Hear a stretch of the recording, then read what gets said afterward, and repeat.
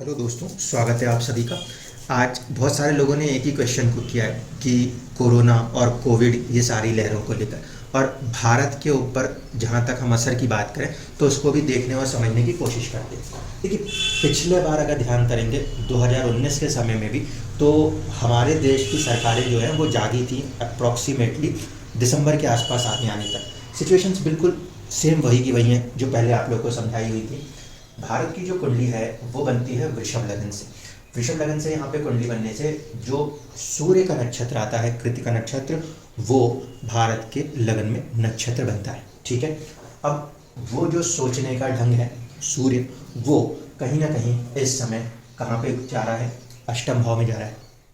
जब भी 6, 8 या 12 का मूवमेंट होता है तब तब ऐसी चीज़ें देखने को मिलती हैं। ठीक है, सूर्य क्योंकि छठे में फिर भी अच्छा मानते हैं तो वहाँ पे उतना ज़्यादा प्रॉब्लम नहीं होती। अष्टम में आते हैं तो थोड़ी सी प्रॉब्लम होती है। जब 12th में जाते हैं तो ज़्यादा प्रॉब्लम होती है क्योंकि वो होता है उसका मरण कारक स्थान। आई बात समझ में? जब सूर्य 12वें भाव में हो तो होता है मरण कारक स्थान। यहाँ पे इनकी मूवमेंट कब होती है? अराउंड अप्रैल और मई के। इसीलिए आपको अगर ध्यान से समझ में आया हो तो भारत का कारगिल वाला युद्ध हो या फिर हमारा कोविड की जो लहरें हों, ज़्यादातर ऐसी जो डिवास्टेटिंग असर हमारे यहाँ आते हैं वो हमें अप्रैल मई के आसपास महसूस होते हैं। यहाँ पे अष्टम है। अष्टम में क्या है तो गुरुदेव की राशि। नक्षत्र इस समय केतु का लेके चल रहे हैं। ठीक है, इसकी वजह से भी थोड़ा सा एक चैलेंजेस महसूस हो रहे हैं, नो डाउट। लेकिन ये प्रोएक्टिव मेजर है गवर्नमेंट्स के, जिसे कि एक सरकार को लेना चाहिए। ठीक है, प्रोएक्टिव मेजर से इसका ये मतलब नहीं है कि देश के अंदर अभी कुछ ऐसे डिस्टर्बेंसेस क्रिएट हो गए। इसलिए मैं कह रहा हूँ ये पहले वाली जैसी सिचुएशन है जब हमारे यहाँ कोविड आया नहीं था, दुनिया के अंदर धीरे धीरे शुरुआत हो रही थी और उस समय पे हमने दिसंबर के आसपास पे चेकिंग स्टार्ट करी थी। तो वही मोड काम कर रहा है। अब हम ये देखें कि जो इतने लोग पैनिक हो रहे हैं, ये सारी सिचुएशन क्यों? देखिए, 4th हाउस जनता को रिप्रेजेंट करता है, उसका स्वामी होकर सूर्य जो है वो जाके बैठे हैं अष्टम भाव में। सूर्य यहाँ पे इस समय पीड़ित अवस्था में कहे जा सकते हैं। कैसे? 6th हाउस लॉर्ड शुक्र से साथ में संबंध बना रहे हैं एक, और राहु से दृष्टि संबंध में आ रहे हैं। तो जब चौथे भाव का स्वामी इस तरीके के फॉर्मेशन में आएगा तो मन के अंदर व्याकुलता नेचुरली डेवलप होगी। और व्याकुलता देने में सबसे ज़्यादा अगर एंजाइटी कोई क्रिएट करता है तो वो राहु क्रिएट करता है। राहु का दृष्टि प्रभाव चौथे भाव पर भी है और 15 दिसंबर के बाद से जो सूर्य का गोचर हुआ है उसके कारण 1 महीने तक के लिए सूर्य के ऊपर राहु की दृष्टि प्रभाव भी काम कर रही है। भावेश और भावेश के साथ साथ भाव पर भी राहु की दृष्टि है। इस वजह से एक एंजाइटी का फैक्टर क्रिएट होता हुआ नजर आता है। दूसरी चीज, सूर्य शुक्र और बुध ये तीनों की जो युति इस कंडीशन में बन रही है अष्टम में, ये भारत के लिए एक अच्छी उन्नति प्रदान करने की क्षमता दिखा सकती है। क्यों? क्योंकि अगर देखा जाए तो 1st लॉर्ड, 5th लॉर्ड और साथ साथ आपके 4th हाउस के लॉर्ड, पहला, चौथा और पांचवा, ये एक तरीके से राजयोग की स्थिति को पैदा कर रहे हैं। और वो भी कहाँ पे? अष्टम के अंदर, अचानक से। ठीक है, खोजबीन के अंदर, रहस्यों के अंदर। जब ये 4th हाउस का लॉर्ड 8th में जाता है तो हम कहते हैं विदेशों में भी बसने की क्षमता होती। तो यहाँ पे ये जो स्थितियाँ परिस्थितियाँ हैं ये कुछ हद तक इंडिया को सपोर्ट कर सकती हैं, इंडियन मेडिसिन को सपोर्ट कर सकती हैं। अपॉर्चुनिटीज़ के पॉइंट ऑफ व्यू से देखा जाए तो इसको हम प्लस पॉइंट में देख सकते हैं। प्रॉब्लम की वजह क्या है? क्योंकि जब कभी भी हमारा 1st हाउस लॉर्ड या फिर 1st हाउस में आने वाले नक्षत्र का स्वामी, इसमें खासकर 1st हाउस के अंदर आने वाले नक्षत्र का जो स्वामी है वो 6, 8 या 12 में जाता है तो डिस्टर्बेंसेस होती हैं।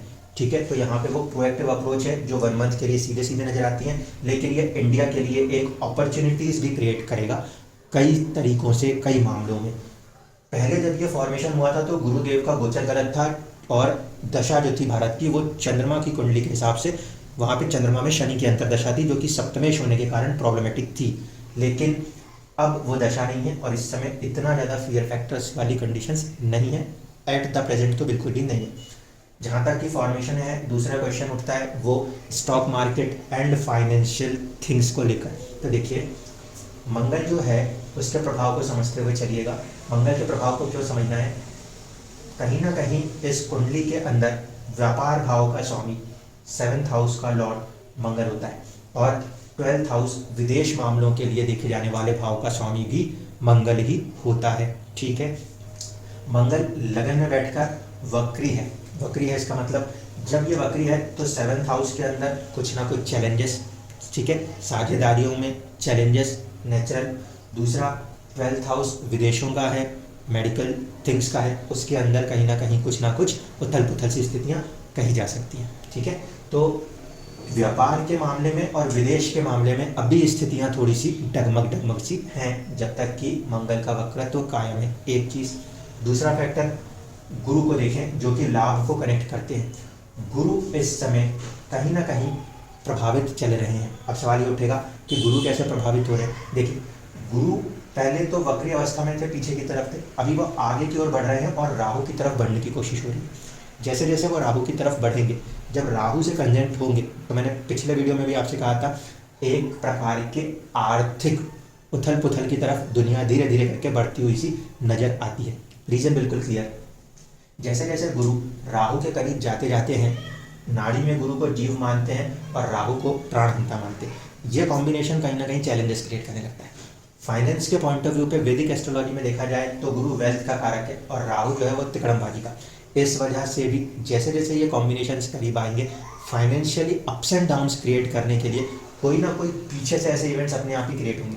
मैं ये नहीं कह सकता कि सिर्फ कोविड की वेव्स ही काफ़ी है, कोई बैंकरप्ट हो जाए, कोई दूसरी ऐसी सिचुएशंस भी आ जाए। कई सारे फैक्टर्स होते हैं जो कि काम करते हैं, तो वो कोई से भी फैक्टर्स के द्वारा धीरे धीरे सिचुएशन ऐसी बनाने की कोशिश करेंगे कि अप्रैल और अक्टूबर के बीच के पीरियड में दुनिया के अंदर आर्थिक स्थितियों को थोड़ा डामाडोल करना पड़े।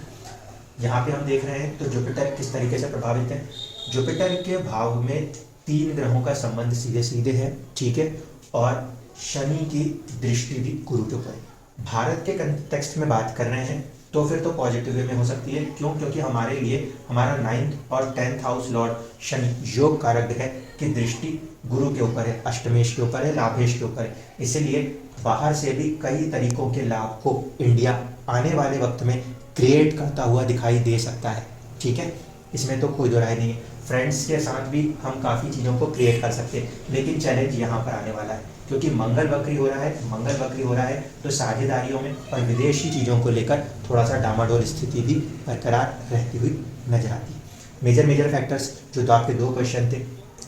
जो फाइनेंस को लेकर बात कर रहे हैं तो दुनिया में फाइनेंस बेसिकली व्यापार से होता है और विदेश नीतियों से होता है। उनके स्वामियों का इस तरीके से संबंध बनाना पहली कंडीशन। शेयर मार्केट के अंदर के फैक्टर्स में एक फैक्टर होता है 11th हाउस, एक फैक्टर होता है 9th हाउस।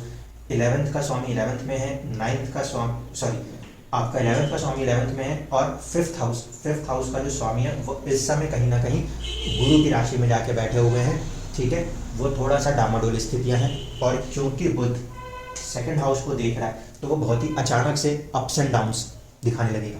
ठीक है, तो शेयर मार्केट को लेकर तो मैं भी बोलूँगा कि काफ़ी ज़्यादा ऐसी स्थितियाँ बनने वाली है कि पता नहीं चलेगा कब जंप कब डाउन, कब जंप कब डाउन। लेकिन जो मेजर फैक्टर है ये वाला कि 4th हाउस के ऊपर मंगल की दृष्टि, राहु की दृष्टि और 4th हाउस के स्वामी का अष्टम में बैठना, राहु से दृष्ट होना, मंगल से दृष्ट होना, ये फैक्टर कहीं ना कहीं थोड़ा सा एक अस्थिरताओं को क्रिएट करता है। इसलिए जितने भी लोग अभी न्यूज़ देख के तरीके से वो हो रहे हैं वो फैक्टर यहाँ पे काम कर रहा है, जबकि हम इसे अभी एक प्रोएक्टिव अप्रोच मानेंगे। ठीक है, नॉर्मली सीधी सी बात है, इतने सालों तक हम लोगों ने उस वेव्स को और उसके सभी प्रभाव को देख लिया। जितना आप प्रोटेक्टिव है अपने आप में, है ना, उतना ही आप सुरक्षित है। कोई भी दुनिया की कोई भी सरकार हो, आपकी लाइफ आप ही के द्वारा प्रोटेक्टिव है। आप हेलमेट नहीं लगाते तो सरकार इसका कुछ नहीं चाहता, सिर्फ आपका फूटता है, एक्सीडेंट में जान और जो भी नुकसान है वो आपका होता है। इसी तरीके से इस समय भी जब तक कि ये फॉर्मेशंस हैं और ये फॉर्मेशन ना भी हो तब तक भी आपको अपनी खुद की सेफ्टी अपने तरीके से ही करनी है। पैनिक मोड जहाँ तक है वो आपको कुंडलियों में समझ में आ जाता है, लेकिन आपको अपने आप पे काबू रखते हुए चीज़ों को टैकल करते हुए आगे चलना होता है। सीधी सी चीज़ तो इस बात को ध्यान देनी होती है। तो जो मेजर कंसर्न आप लोगों की क्वेश्चन है वो यही है। हाँ, जब पर्टिकुलर केसेस बनते कब हैं, जब सूर्य 12वें भाव में आते हैं वहाँ पे हमें सावधानी रखनी चाहिए होती है। तो यहाँ से धीरे धीरे करके आदत डालते हुए चलें। अगर कोई भी रिस्क फैक्टर्स हैं तो मार्च, अप्रैल और मई के पीरियड के अंदर इंडिया को वहाँ पे पूरी तरीके से अपने आप को प्रिपेयर रखना ही चाहिए। वैसे उतनी स्थितियाँ बनेंगी नहीं, क्योंकि बाकी स्थितियाँ पिछले बार जैसी नहीं है। जो दशाएं हैं, मैं इस समय दशाओं को नहीं लगा रहा, लेकिन उस समय की दशा और इस समय की दशा में अंतर है। हम बुध और केतु जैसी दूसरी दशाओं की तरफ गोचर में चल रहे होंगे उस समय तक, इसलिए ऐसा कोई पैनिक सिचुएशन कहीं नहीं क्रिएट हो रहा। जो कुछ भी हो रहा है वो जस्ट एक प्रोएक्टिव अप्रोच है, और होनी भी चाहिए चीज़ों को डिस्टर्ब होने से पहले रोकने के लिए। जनता अपने आप से नॉर्मल नेचुरल तरीके से चीज़ों को संभल के और सहजता के साथ काम करते चले तो कोई दिक्कत नहीं है। अन्यथा फिर अप्रैल के समय में भी थोड़ी सी चुनौतियाँ कहीं ना कहीं गवर्नमेंट को हर साल देखने को मिलती हैं, यहाँ पे भी किसी रूप में देखने को मिल सकती हैं। धन्यवाद।